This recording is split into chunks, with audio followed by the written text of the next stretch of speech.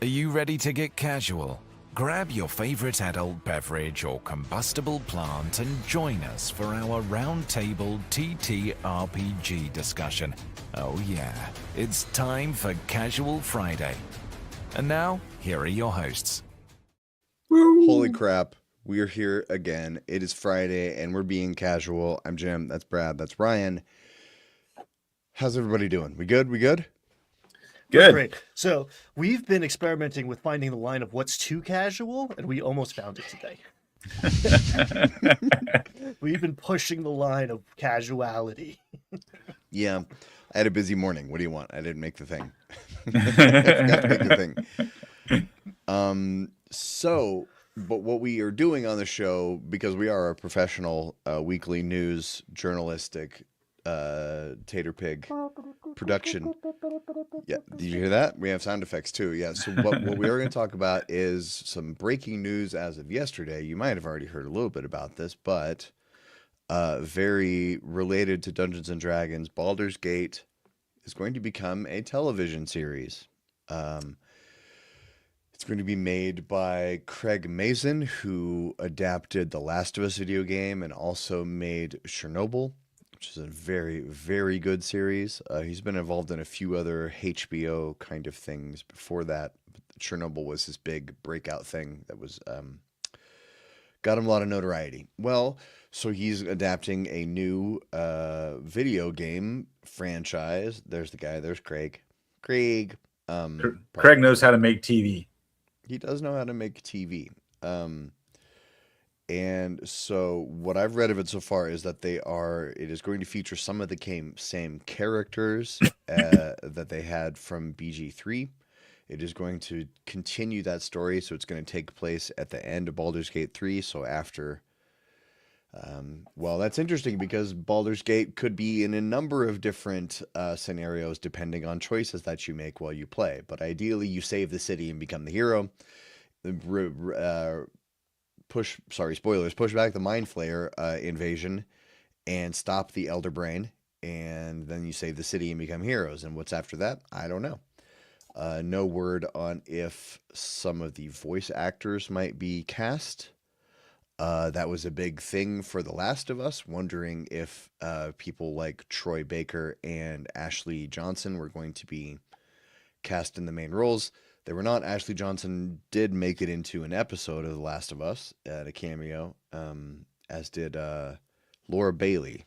She played one of the nurses in The Last of Us in the first season. I will say I was deeply satisfied with the poetry of Ashley being like the mother of the character, because she like gave birth to this. Like, ooh, chef's kiss. Good indeed.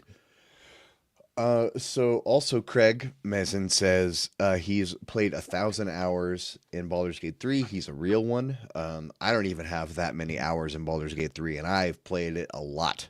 I don't think I have 1,000 hours. Pretty sure no.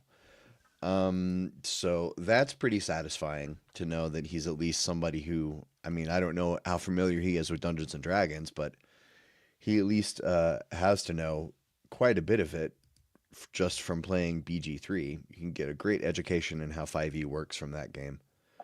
Definitely. I've had players come to my table who had far more experience with BG3 than they actually did with 5e.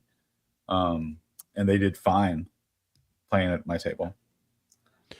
So what do you guys think about this? This is news that's pretty well hot off the presses, less than 24 hours old.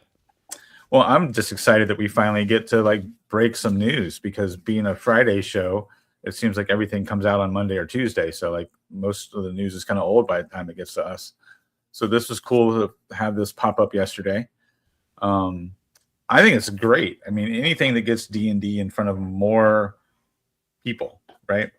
More people leads to more players. We've seen that with Stranger Things and Critical Role.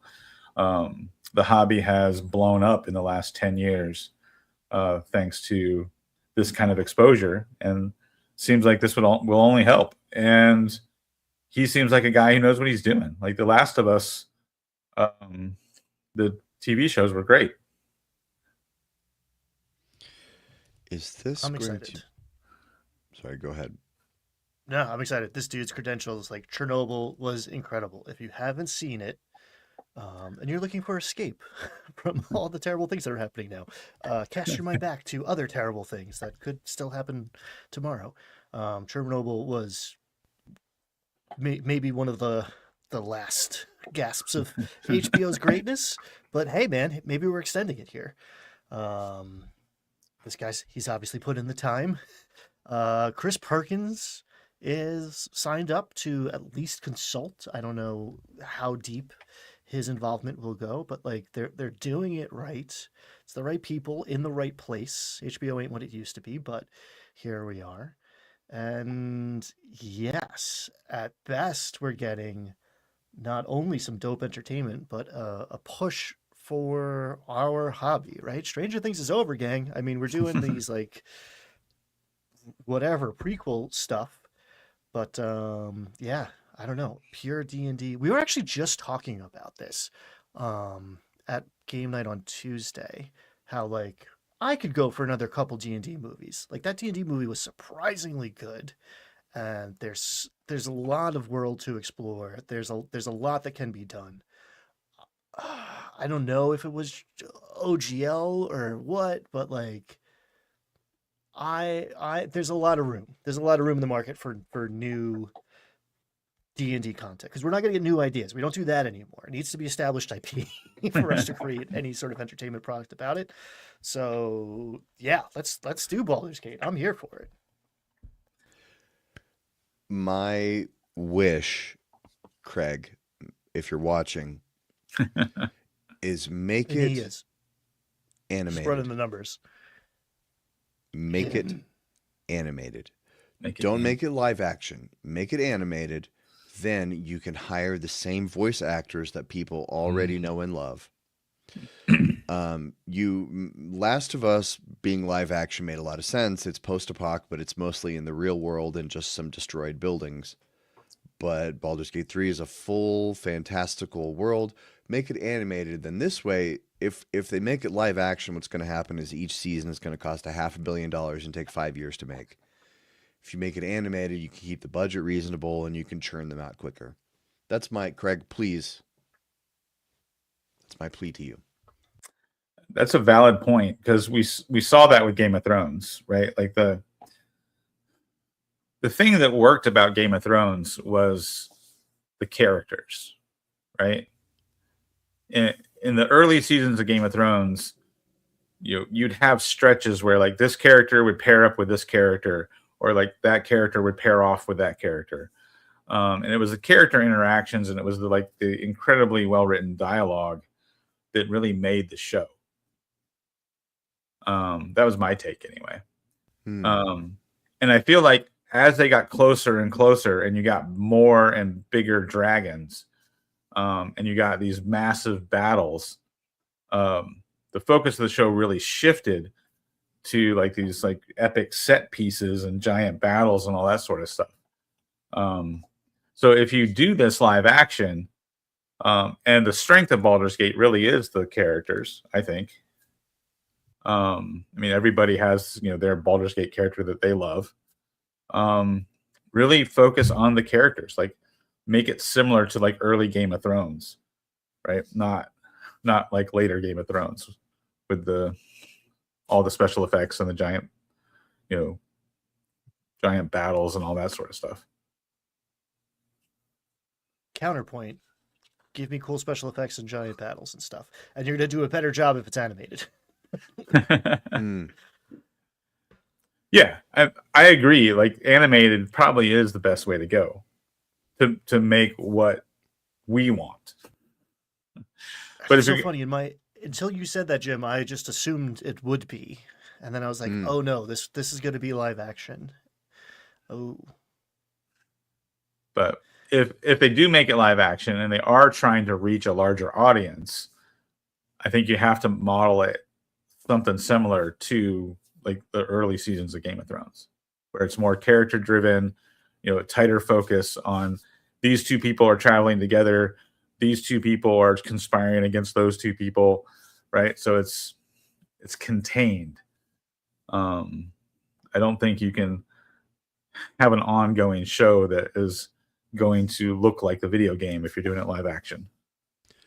Yeah, I don't know how the proposed merger between Warner Brothers, who owns HBO, and either Paramount or Netflix, I don't know how that might affect this. I just have a fear that because Craig Mazin is so well known and because Baldur's Gate 3 is so well known, they're just going to throw an insane amount of money at him and make the budget way bigger than it needs to be. And it's gonna become the Star Wars show problem. The Disney problem is that they give their shows budgets so big that they can't possibly succeed. It's like this has to be the number one show in the entire world for a month in order for us to even break even. Anyway, shows are too expensive now. Keep the budget small, make more of them, focus on the characters, make it animated so that you can do crazy stuff like watch what Vox Machina is doing. Mm-hmm. They had it Yeah. right. Critical Role had it right when they made the Vox Machina TV show. Mighty Nine 2 is also very good. Any other thoughts here? We don't have a whole lot of information to share other than this is we've told you pretty much everything we know. I think another option. I'm again just kind of wrapping my head around how you could do this live action, because I think that's what it's going to be. Like, I agree with you guys. I think like they should do it animated, but I have a feeling that they're going to want it live action to be like the next Game of Thrones. But the other way you could do it is kind of like, I mean, similar, still focus on character interactions, but make it like the first season of Mandalorian or like the first season of Witcher, where like it's kind of monster of the week. Each episode is like a contained adventure,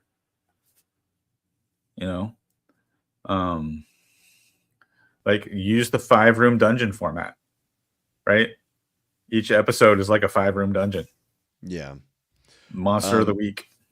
Mr. Welch here says they don't have the Larian Studios writers, which is true, but I believe in Craig Mazin. The man knows story, and he has 1,000 hours in BG3, so he wouldn't put 1,000 hours into it if he didn't love it. Like those of us who keep playing it again and again and again, even though new games keep coming out, we keep going back to Baldur's Gate 3.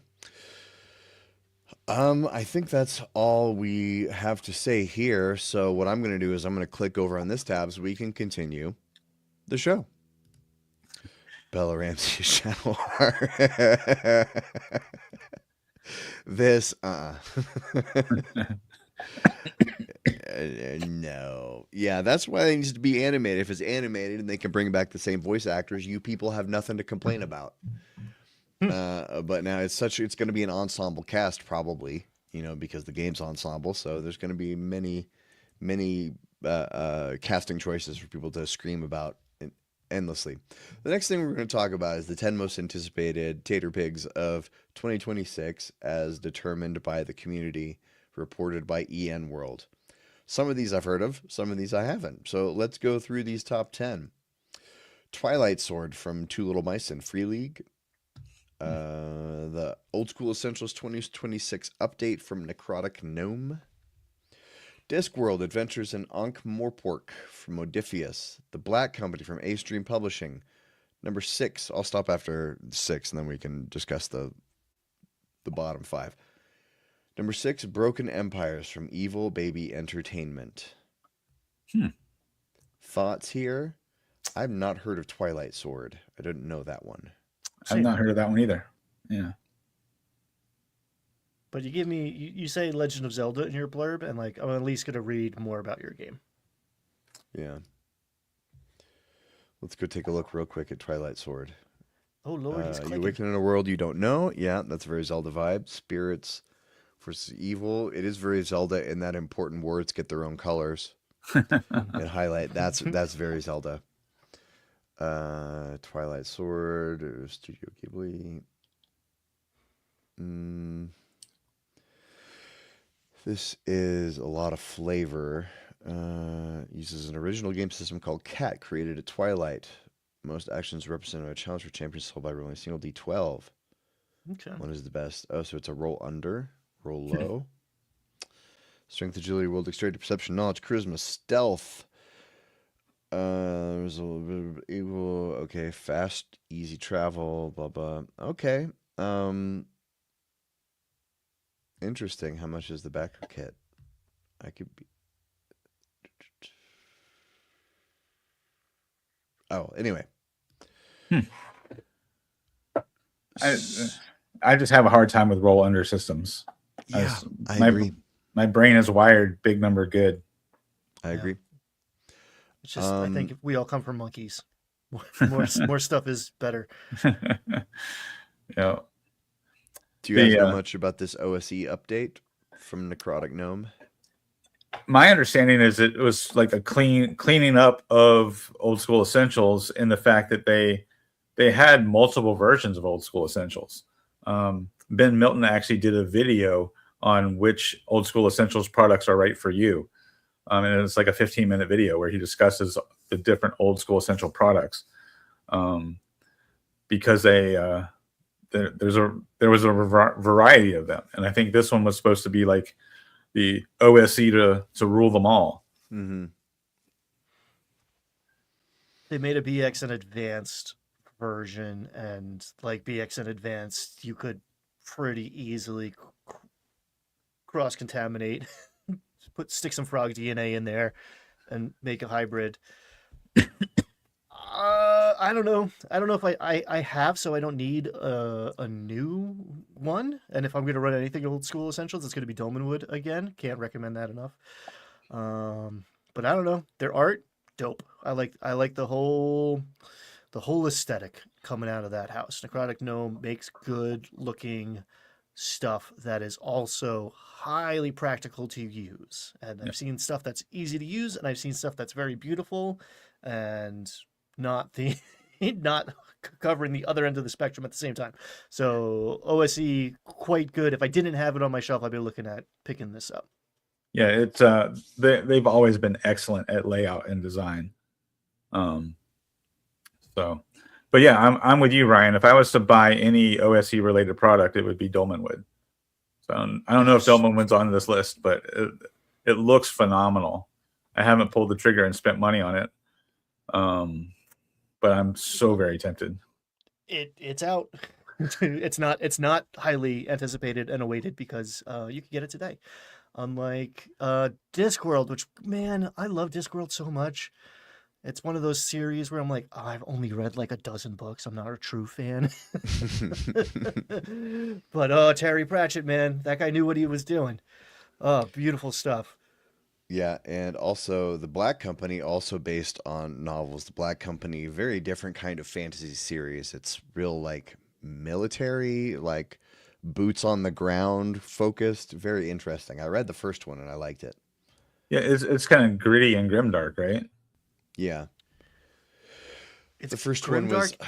it's been a while. It was basically like a group of soldiers in an army in a fantasy land, and they didn't have their orders. I can't even remember now, but it was like just guys with swords, but it was like written like it's guys with swords, but sort of written like a Tom Clancy novel. Hmm. And that there's a focus on tactics and strategy and intelligence and that kind of stuff. It's not like any other fantasy novel I've read, really. I should go back to that. It's really smart framing for a game too, because it has that. It's about the group, not the individuals, right? Like a character can die and the story goes on, right? Like Blades in the Dark sort of thing. I don't know if they're giving stats to the company itself the way that those Forge in the Dark systems do, but it takes the focus a little bit off of the single protagonist or multiple protagonists and zooms out to the company itself. And it's a mercenary squad, so like their word is bond. There's like honor and integrity, but they'll work for anybody. So like they'll serve the BBEG and go up against the good guys or whatever. So that like moral ambiguity is built in to the narrative, which I think fits a lot of D&D campaigns, perhaps better than the assumed heroic bent that Hmm. at least I've come up with Yeah, at my tables. that's a good point because it allows you to have loyalty among the players because the players are all part of the company, Right. right?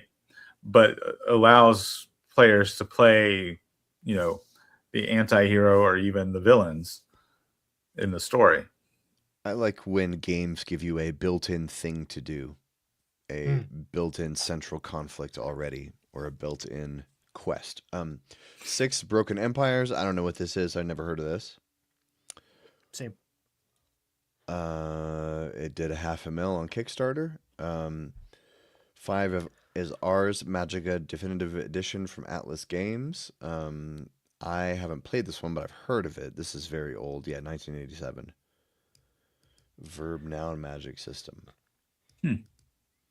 This is one of those games where, like, the abstract idea of it is much more appealing than for me. This is obviously as subjective as everything else I say, but the pitch is more interesting than the application. Like I picked this up and looked at it. I was like, I don't know how this would, if this is going to be fun to play. So much as like it's cool to do world building and magic building and like we're a bunch of wizards getting better at being wizards. It's like, yeah, yeah, you're speaking my language, man. But I don't know if I don't know if I want to sit around at a table and play a long campaign of this. Verb, noun, smashing pumpkins. Ooh, So number 4 is Warhammer Fantasy Roleplay 5th Edition. never heard of it. From Cuba 7. Just No, sorry. Warhammer, never heard of it. Uh, Probably some fad. Number 3 is Mistborn from Brotherwise Games. Now, is this last year? Brotherwise broke every tier with Kickstarter. Okay, so this is still Brandon Sanderson's Cosmere Right. because so Cosmere is the universe of Brandon Sanderson's stuff. Mistborn is a thing that is a thing that happens in the Cosmere. So I don't Yes. understand why there's a Cosmere game and a Mistborn game. That's a little confusing to me. Same. Is Cosmere the game, and then Mistborn is a setting? The way you would Good question. the way you buy the 5e player's handbook and then you go out and buy Tomb of Horrors, right? Or Tomb of Horrors is set in Schultz, so it's almost a setting book to itself because it's not on the Sword Coast, kind of thing. Yeah, I don't know. That's confusing. It's funny. I really enjoyed. I read all of Mistborn, which is 3 books. I want to. Wait, is it 2? 3 books? Really enjoyed it. 3 books, and 6. 6 books of Mistborn. There's a new trilogy called The Alloy of Law. It's set like 200 years later. Oh, Technically see, still Mistborn, but it's later. They keep writing. I tried to read all of the books, but they keep writing more books. People, I'm outnumbered. It's tough. Based on my limited, but I sunk in some hours. I haven't done the deep dive into Cosmere because I assume it's gotta be crunchy. it's gotta be a deep swimming pool. So it looked just on that page there that in Cosmere there is Stormlight Archive and Mistborn. So this is a part like in the game too. This is part of the game, be it I don't know if it's a separate like edition or this is like Eberron, it's its own little world. I'm not sure how it breaks out. Yeah, I just pulled it up. There's Mistborn source books for the Cosmere game. So there's a Mistborn handbook, a Mistborn world guide, and Mistborn Legacies, which is an adventure for levels 1 through 6.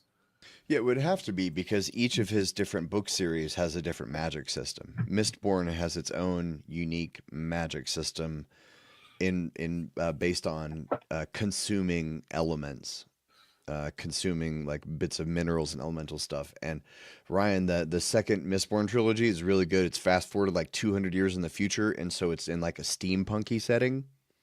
It's all steampunky, but they still have like the elemental, the alchemical magic. And all the people from the first trilogy are like their heroes and legends told about them, and very interesting. I thought it was cool. I'm getting Anyway, like hints of Legends of Korra. Number 2, Invincible. Invincible is based on the comic from Robert Kirkman. I haven't read it, although I was a big fan of the Walking Dead comic by Robert Kirkman. So Yeah, I haven't read the comic, but I've watched the Amazon TV show, which is I watched great. a few. Yeah, Yeah. I watched a few episodes of that. Yeah, so it's just a superhero game, I guess. But it's graphic by violence, bright costumes. but it's by Free League, and they do good shit. Gotcha. And then numero uno, Deathbringer, which I feel like I've been hearing about for about 5 years now.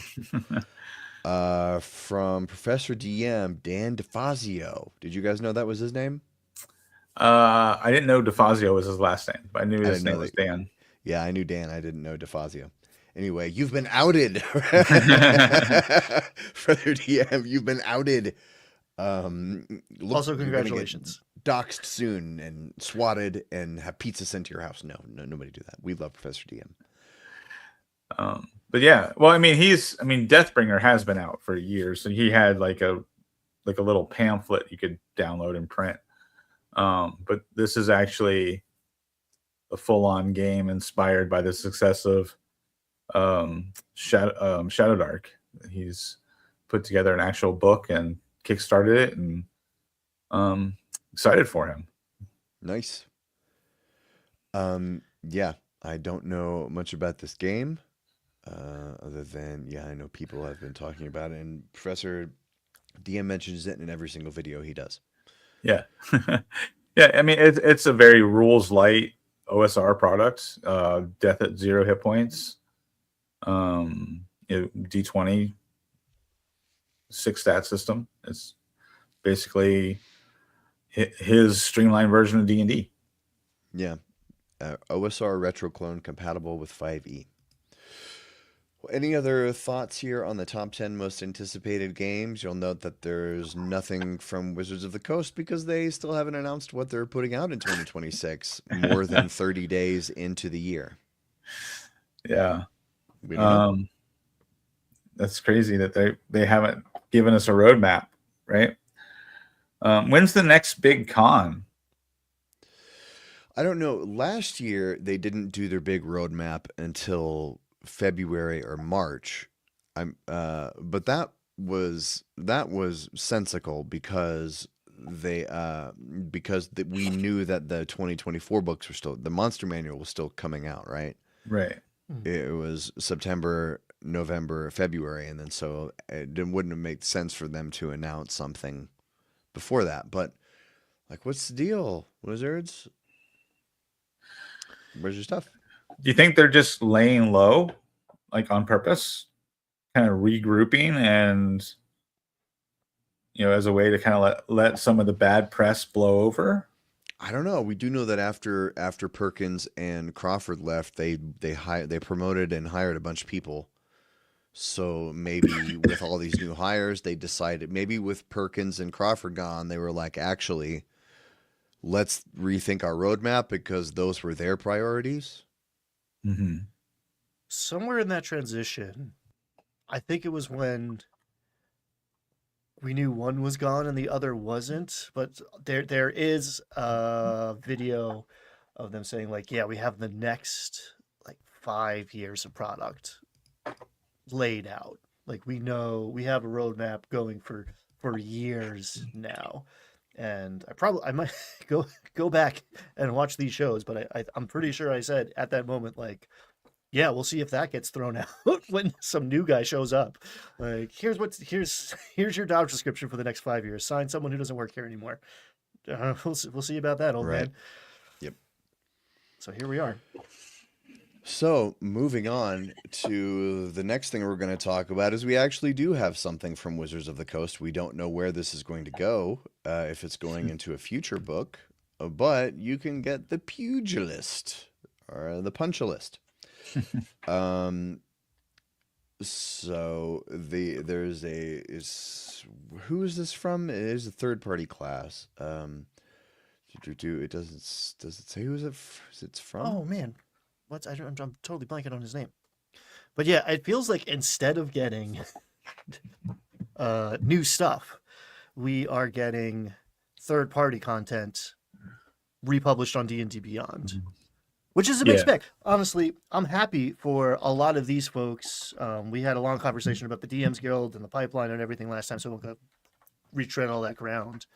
But good for them. But it does feel like Watsy's plugging holes in the calendar here a little bit.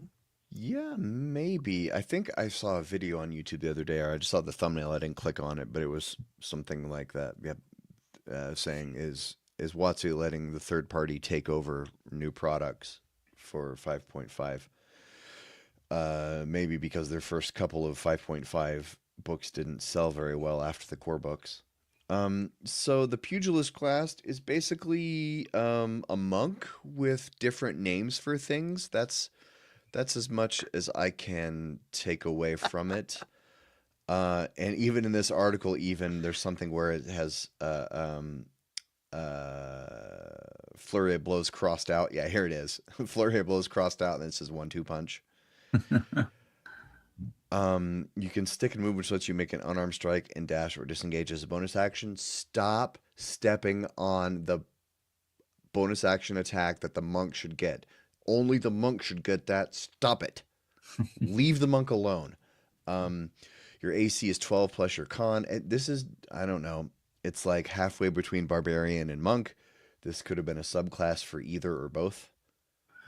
Yeah, it's $15. Yeah, but it does say that it gets full integration into D&D Beyond, which I think only the Blood Hunter has. So Benjamin you're Huffman- so you're paying for accessibility. I don't know. $15 seems like a lot for a class. Yeah. What if I told you the class is slightly OP? It gets you some new weapons and some new 23 new magic items. Yeah, $15 does seem like a lot. And In the this only economy? yeah, or you could get it on DM's Guild probably for cheaper, but without the integration into D&D Beyond.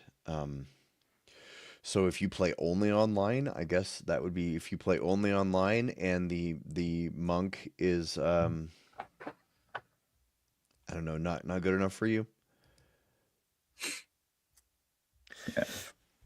There's some Yeah. cool ideas here. I do feel like originally this feels like forensically like someone's answer for like, I wish the monk was good. I'm gonna make a good monk. It does feel like a monk rewrite in a lot of its like base DNA. Yeah, it's but the new monk in 2024 is good. The monk is much improved. Yeah, so this one is strength based for unarmed strikes. And you get sap mastery. Unarmed strike is a bonus action. Yeah, iron chin. You get moxie instead of focus points, which I like that. I like the word moxie. That's a great word. Great word. Great Moxie is for dames with great gams.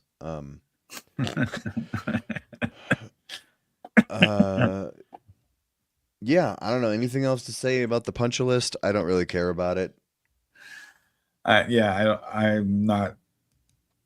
I'm kind of with Nacho, who says it sounds like a player's problem. I ain't paying for word.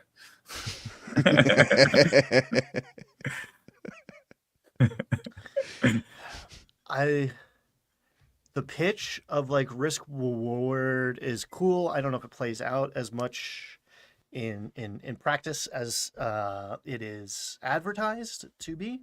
I think this fits this fills a gap that wasn't really there too much. This is the problem with like any new content for D&D, but especially like player focused stuff, is that if it's not slightly better than the existing stuff, no one's going to go for it.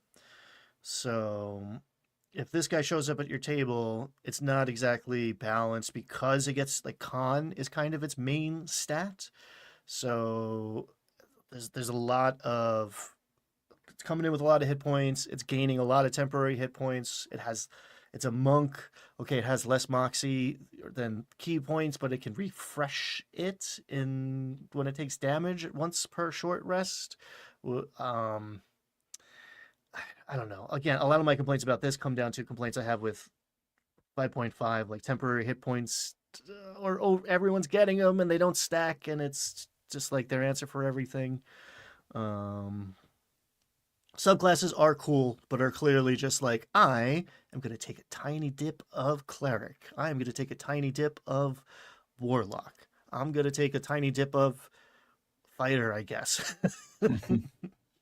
Yeah. So yeah, it's fine. It's cool. If someone wanted to play this, I would say sure. I think your number, like if in a white room simulation, it's going to do better numbers and die slower than other classes. I don't think it's going to be as fun to run it in other parts of play.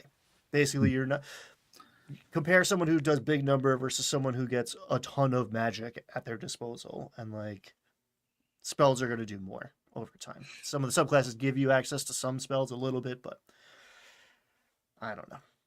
Not my favorite, but cool that their new stuff is getting a shot. Yeah, I'm just I don't know how I'm feeling about the third party stuff. Like Jim's saying, like I'm excited for the third party creators who are getting their who are getting their products out there to more people. Like that's great for them, but this feels like kind of a lazy answer for WotC. Mm-hmm. Like they can just make money off of third party creators by integrating it into D&D Beyond. So WotC's releasing something every other week, but it's not actually anything fresh. It's not anything new. It's stuff that's already been on DM's Guild. It's stuff we've seen before. It's not new or innovative design necessarily. So yeah. Yep. And I'm fresh like Ronnie when I got my specs on and I'm on the microphone. I come correct. Which leads us to the next thing that we are going to talk about. That's before this. So this is the part of the show, because I just spit some Beastie Boys at you, that means we've arrived at the part of the show that we call the catch-up, which is where we just say what's going on and what we got coming up. I don't have a whole lot going on. Got a video I may be putting out on Sunday if I can get the thumbnail done. I don't know. I got a busy weekend ahead of me, so we'll see. What do you guys got going on? Brad, what are you up to? We had a stomach virus hit our house, and I'm just now getting over it. So all of my my gaming plans got canceled because I couldn't function yesterday. So my Thursday night game got canceled, and of course we had as close as coastal North Carolina can get to a blizzard. So my Monday night game got canceled earlier this week. So I've not done any gaming, and I feel like ass. Yeah. That's how you know it's serious, folks. I'm gonna rub salt in the wound. I played twice this week. Friend of the channel, Pittsburgh Pat, is working on a K-pop Demon Hunter inspired Battle of the Bards. I don't know if it's going to end up on DM's Guild. There's a lot of Forgotten Realms content in there, so I think it's going to have to be if it's made public. But we turned him on to Interstellar 5555, which if you liked Daft Punk anytime in the last 20 years, 30 years, oh boy, and haven't seen that, it's a romp. That's a fun thing. So we had a good time stress testing and brainstorming his new module. And then on Wednesday we did dinner with Strahd. Our first visit to Castle Ravenloft happened, and I think it went pretty damn well. It was a very, very social experience. Nobody died. Lots was revealed. I don't know if the players are picking up everything that I'm putting down, but it was tense, which I think is if you could achieve that for an hour or two as a dungeon master, you're doing something right. Oh, that reminds me. Speaking of Strahd, in my Wednesday game where I'm a player, we had a TPK. Wow. Basically, it was in Strahd. We were going to a winery, and we were going in the winery, and there was four 3-level characters against 6 druids, and approximately our bard said there were 37 enemies total. There were vine blights, needle blights, twig blights, 6 druids, Dozens and of about blights. 5-6 waves. And yeah, one of us got away, and the other. And what was crazy is before the campaign, he was like, "I'm not going to balance. You might have to run away." And we were like, "Okay." And then so 2 of us were dead, and the other 2 were like, "It's time to run away." And then we started to run away, and he had a whole bunch of blights come down from the our exit route was blocked off by a druid and a bunch of blights. We were like, "Oh crap! Well, I guess we're supposed to die." So we died, and then we woke up in the mist at the end of the session. So I don't know what's going to happen. He didn't tell us to make brand new characters, so I don't know. I don't know what happened, but it was crazy. We almost beat him too. There were only like 2 druids and 6 or 7 blights left, but these vine blights could restrain us, and just then everyone else had advantage, and it was crazy. Yeah. It almost sounds like that was like engineered, like you guys were supposed to die to set up this waking up in the mist thing. Maybe. I don't know. Could be. It's a rough encounter as written. I'm surprised you got that far at level 3. Because you guys covered a lot of ground. I mean, you can. And it obviously wasn't our change a first lot of fight stuff. of the day. Oh, Yeah, you covered a lot of ground to get there theoretically, and it's a big one. So a thing that is not covered very well in adventures or DMG is telegraphing danger. Letting the players know where they are, what they're getting into. It kind of feels like pulling punches sometimes, but it is necessary to be like, there's an army of tree blights coming over the course of the next 6 rounds, versus like, surprise, there's more, surprise, there's more, surprise, there's more, in a game that has conditioned you to think that you're invincible. If you remove that, which I'm a big fan of, because I don't I like having stakes, you do have to like compensate on the other side of that and be like, hey, I know I said things were not going to be balanced, and you probably thought that was just to scare you, because like obviously you're invincible 5e characters, but like, no, really, here come entirely too many things to kill. Unless you're very smart, be advised. here's yeah. the exit. Here's the sign to get out of here, or go in and get wiped. Is But is, it's tough. is cutting off the exit built into that adventure? Is that part of the scenario? It depends. I've had so many players be like, "We got to get out of here. Let's go into this room we haven't explored yet." And it's like, do I empty that space, or do I do what was supposed to be there in the first place? So they are like kind of laying in wait in the vineyard, in the grapevines and whatever. Like, so maybe as a dungeon master, would I have telegraphed like, okay, here's the way out? Probably. Escape is hard in D&D. We don't have great, unless we make them ourselves or port them in from somewhere else. There's not great like chase mechanics. It's like, okay, you can do, you're 25 feet, this guy's 35 feet, you run away, you've lost, you're dead. there's not great. You have to do it narratively. Yeah. If you need chase mechanics, you need chase mechanics, and it's a game that assumes that you're going to kill whatever in front of you, and that's a boring game eventually. So if you need chase mechanics, you want Cthulhu or Daggerheart. Both of them good systems. 5e doesn't really have one. So moving on to the back half of the show. So Mr. Matthew Mercer popped up, and he actually said this a couple years ago, but it was only recently reported, and Brad brought this to us. Where Critical Role's Matthew Mercer argues cringe culture discourages authenticity. Brad, why did you want to talk about this?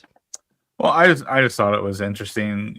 We've talked time and time again about edition wars and gatekeeping, and and I thought this was a good way to say it. Like that calling things cringe or like, kind of side eyeing everything. It's what we do, right? A lot of times as hobbyists. Matt Coville made a video about like how people like to complain about their hobby. But there's a difference between complaining about your hobby and complaining about other people in the hobby, right? And I think Matt has a point here that like kind of getting away from this idea of like everything we don't like, you know, um, if we shit on everything we don't like, then it kind of creates this, animosity in the hobby. And of course, we've seen a ton of that in the last 5 years. We've seen it ramp up really ever since 5e, where you got like old school people complaining about all the theater kids that are in the hobby now, or complaining about all the new players that are coming in from watching Critical Role. I don't know. It's been an ongoing issue, I think. In fact, honestly, is one of the things I liked least about having a D&D YouTube channel was dealing with, trying to figure out, do I make a video about this? Like, is this just something that people are complaining about? Is it worth my time to try to address this issue or defend this issue or explain this issue when a lot of it is just, people, being negative towards other people for no good reason. And me personally, I've recently started playing Vampire the Masquerade for the first time ever. And I'm enjoying the hell out of this campaign. My friend is running this Vampire the Masquerade game for us, and I'm having a blast with it. And what's weird is when I was, late teens, early 20s, back in the 90s, us D&D nerds were making fun of the Vampire the Masquerade nerds. So I was one of those guys that was like, oh, that's too much. They're just all about role play and they dress up as their characters and they're just weird. We're just gamers. They're like weirdos. And so very much guilty of doing that when I was a younger player. And now like here I am over 20 years later, and I'm finally playing Vampire the Masquerade for the first time. Like, this is fun. It's just role-playing games. Why did I have this crazy opinion against vampire players for the longest time? Lots of stones coming from lots of glass houses. It's a great way to say it. It's a great way to say it, Ryan. Especially in these hobbies. And I think it's funny. The older I get, the more it looks like kids stuff to me, but it's like teenager stuff. And some of us have not matured out of it. Like, it's one thing to have preferences and opinions, right? Like, that's kind of the shtick here. But I don't know, to be so uncomfortable or like just to feel so insecure that you need to be like, well, I'm not that, like, that's the thing, like, that's not me, I'm not that. I see a lot of that. I don't want to name names or like, point fingers or sides, but there is this like detached irony or appeal to some sort of authority. Like I say, I enjoy old school stuff to a large degree and always like second guess using the term old school because there's like a weird seedy underbelly of it all, like holding some sort of purity up from an age that never existed to keep certain people out or keep certain play styles out or to denigrate something. And it's just so transparent to me at this point of like, stop trying to be cool. You're burning so much energy trying to prove that you're the cool guys where like, one, you're not, two, it's proving that you're not, and three, who cares about that? It's kids stuff. We're talking about make-believe games on the internet. All right, it's fundamentally unserious, Just have a good time with it and let other people have their good times with it. And yeah, leave it at that. Like if you're doing something authentically, I think that's the opposite of cringe. Cringe to me these days is like the performative, whatever it may be, setting up your shot so you can cry on TikTok over something that happens on the other side of the planet, like on or on a TV show that you like. Cringe, I think, is the opposite of authenticity in my dictionary. Yeah, like oh, go ahead, Brad. Like we just had an opinion about the pugilist class, right? None of us were really impressed. But if somebody told me, "Oh, I'm so excited to play the pugilist class in my new D&D campaign," I'm not going to like give that person a hard time. Like, cool, you do you. Yeah, I think it's ironic they used this picture of sad emo Matt for this article. Yeah. The word cringe has changed a lot just in the last few years, and now where it used to meant something that was kind of embarrassing / anxiety producing. Now people use it to mean anyone who tries too hard. It means the same thing as people used to say extra just a few years ago. Extra now is cringe. And I was, Brad, when you shared this article in our chat yesterday, I was thinking about Ted Danson said that acting is embarrassing. And I think about that because I think you can make a lot of parallels to role play with that.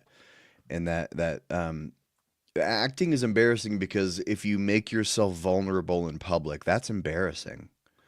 Opening your wounds in public is embarrassing to do. And in some ways, like being an adult fan of something is embarrassing. Like Ryan said, we're talking about a make-believe game on the internet. And, I scroll social media and I see adults get mad about Yu-Gi-Oh! And there's a part of me like, wow, I feel so embarrassed for that guy. He's an adult and he's upset about Yu-Gi-Oh! But like, I'm an adult and I get upset about Star Wars. He's an investor. You don't understand. That's his retirement fund. It's different. So being a fan of something is embarrassing. It's embarrassing to put yourself out in public and say I like this, and it's not cool, right? And so there's a challenge there. You have to be able to do things in a safe environment and sometimes not talk about them online. I wouldn't recommend it, gang. Like, this is fun. This is great. I love hanging out with these guys. You do open yourself up to some slings and arrows. I do think, not that it is worth it, but you do come to realize, like, oh, that's your problem. Like, you're defending something that you perceive as under attack. That, like, that's got nothing to do with me, man. You're doing that to yourself. You're projecting that on me. That's cool, I guess. I wish you weren't, but sucks to be you. I guess we're just having a good time over here. If you are so just vehemently defining yourself by what you are not, you are still letting that thing define you, just in the opposite direction. Go figure out what you're into and do it up. Yeah, and that's kind of like the whole crowd that's all anti-woke, right? Like what do we call them? Right. Well, woke changed definition 3 times in 4 years too. So. Yeah. But my point is, they're just railing against anything they see as woke, right? But we don't have a term to define them, right? Like, what do they actually believe in? Nacho, I really hope you're not one of those people who says sports ball. I hate those people. People. Oh, you watch sports ball this weekend? Shut up. Just let me enjoy sports if I want to. All right. So moving on, we're going to have a little tail end discussion here as Mr. Ryan wanted to talk about non-player characters. Sports. Oh, yes. Particularly non-player characters in the party. So, spoilers for Jim. I'm running Curse of Strahd. In Curse of Strahd, your party is given an NPC to essentially protect. Kind of indefinitely. It's not like an escort mission. It's just like, keep this one safe.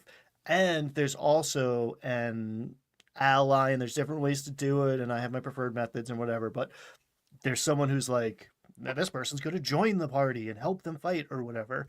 And we were talking about this yesterday actually with like an NPC in the party, Critical Role. Like I see Brendan Lee Mulligan having to like do some weird gymnastics with it. So it's not just me. But the idea of like, hey, character who's being played by the dungeon master, what do you think we should do? Is a real hard needle to thread. And my first answer is usually to avoid it. I've been painted into a corner where I haven't been able to avoid it for months. And I've tried various approaches and techniques, and I'm not as happy with the results of some of them than others. But I find it a problem. I just generally advise don't do it. But yeah, how do you guys approach that? Just for my own edification. How do you guys handle either a badass or a character that needs protection, or both? That's just gonna like join the party for a while. Well, go ahead, Brad. Typically, if it's a character that's going to fight alongside the party, I let one of the players control them.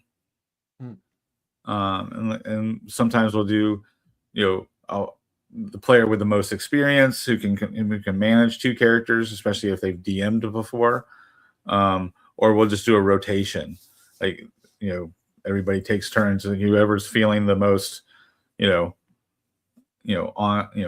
on that night gets to run two characters. So if they're a combat NPC, I just let the players run that NPC for combat, but then I'll role play the character. So I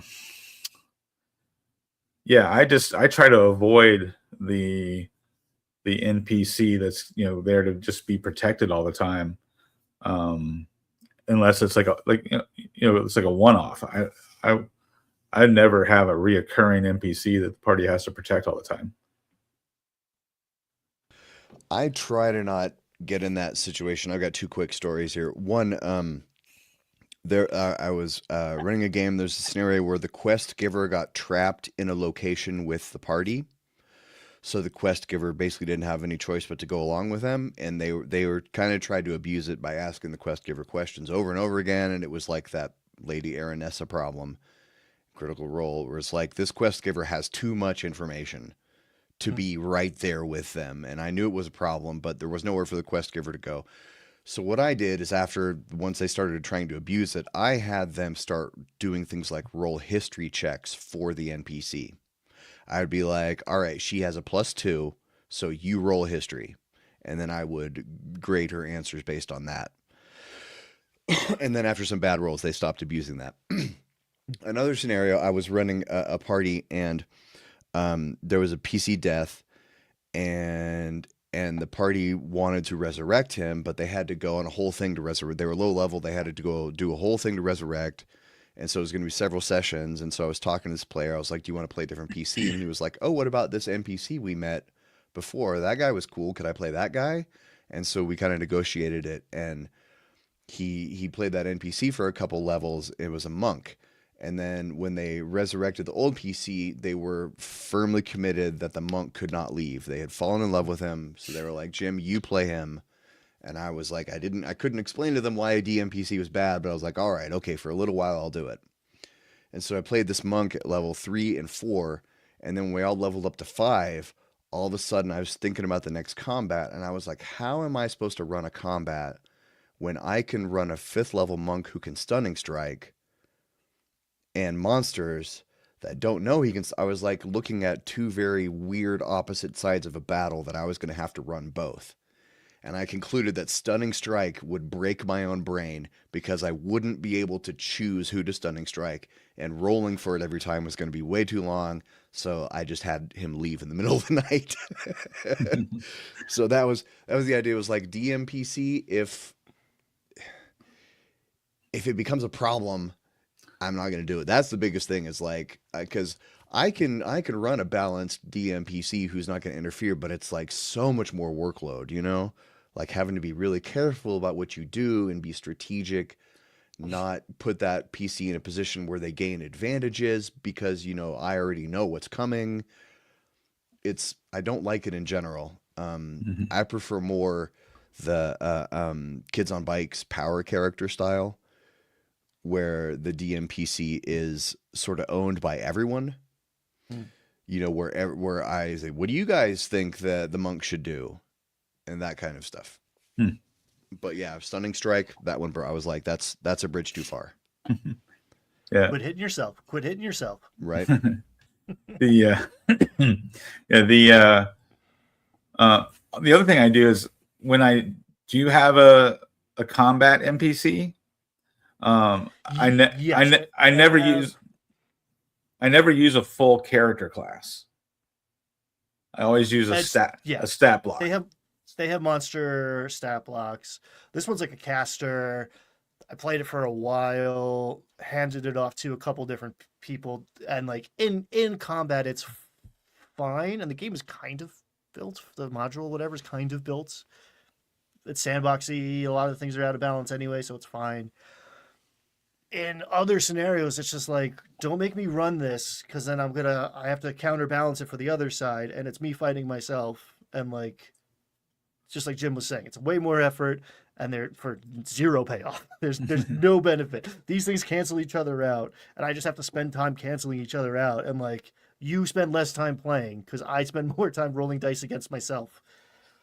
Yeah. That makes me think of Teo Sabadia when he said he doesn't play Warhammer because he hates games where you roll a whole bunch of dice and nothing happens. Right. The other thing I would say about the DM NPC is I try to never make them super confident. Right? Like, remember the Paladin in the D&D movie? Mm-hmm. That's the exact opposite of what I do with a DM NPC, right?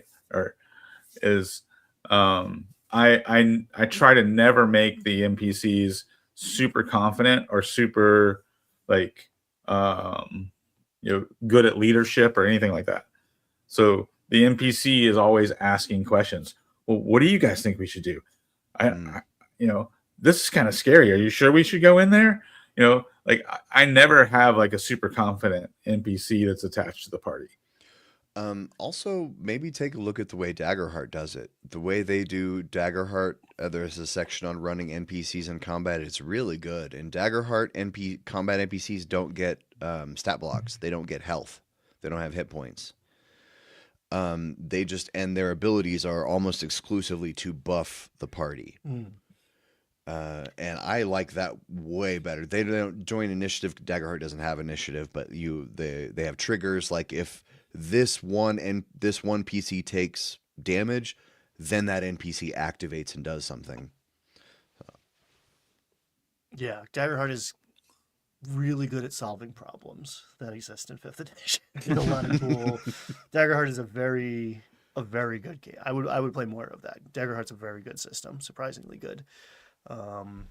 Yeah, it's fun. It's more on the narrative side than anything. And it's funny. I fixed the problem by having them be like crazy overconfident for a while. It's like, what do you think we should do? It's like, we should storm the castle and kill the BBEG. Like, let's go. That's why we're here. Let's go do it. And it's like clearly a terrible idea, and that worked for a few levels. And now it's like, should we? Well, I was like, I'm gonna tell you don't, but she's gonna tell you do. And also, I don't want to tell you anything. I don't want to be putting my thumb on the scale in either direction. And again, now I'm playing against myself in like the narrative side of it, of just like, yeah, let's go kill that guy. It's like, well, that's probably a bad idea. I think we should go hide and do nothing for a long time. It's like, yeah. How about you guys talk? How about you guys play the game? What? Yeah. What if you just added another NPC that's totally contradictory to her? I was playing them off each other for a little bit. Yeah, just play them off each other, and that way you're basically giving players two options. Because one NPC says go left, the other one says no, go right, and then the players get to decide left or right. Or the next NPC you introduce is just an Etten. And then you got two opinions, only one NPC. Two opinions, one NPC. Etten. There you go. That's good. That's good. They just disagree and fight all the time. Perfect. That's great. So any other final thoughts here? I think we are good to wrap it up. Oh, I mean, you could give, because she's a caster, right? Yeah, The it's kind of a NPC? hybrid. It's an interesting character. Yeah, she's got spells. Just give her a talking familiar, and then same kind of thing. 2-headed monster, right? You got your mage and her familiar, and the familiar is always contradicting her, and then eventually the players learn that they're not going to really get much out of them. And the familiar hates the paladin's sentient sword. Can't stand that sword. Just like, oh, I learned find familiar. My familiar is Snarp. Do you still want me in the party? How long? Snare. Uh-oh, we're going to get demonetized by the Thundercats people again. Oh, gosh. Hey, they're making He-Man. I'm excited. Can we talk about that? Can we talk about how they're casting some guy who looks like a 1980s ski movie villain? He's Ski movie. Kind of feels It would have right. been better if I had a picture of him. That joke works with a picture. It's a visual joke. I need a JPEG. All right. Well, I think we're about out of time here, and we want to thank you for watching and listening. And we hope that, unlike Brad, you get the chance to play some games. Yeah. I mean, Brad, we hope you get to play games in the future. I'm not cursing you. Yeah, please don't. Please don't. It's been placing an old traveler curse on you or anything. No. Yeah, it's been a rough couple of weeks.